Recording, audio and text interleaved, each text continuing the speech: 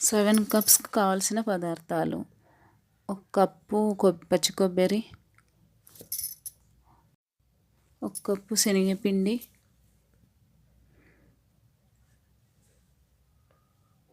మూడు కప్పులు చక్కెర, ఒక కప్పు నూనె,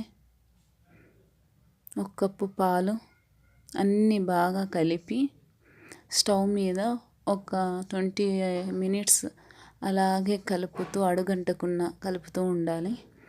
కలర్ చేంజ్ అయ్యి దగ్గరకు వచ్చిన తర్వాత స్టవ్ బంద్ చేసి ఒక ప్లేట్లో ఆయిల్ రాసి వేసుకోవాలి. ఆరిన తర్వాత ఒక 15 మినిట్స్ ఆరిన తర్వాత కట్ చేసుకోవాలి.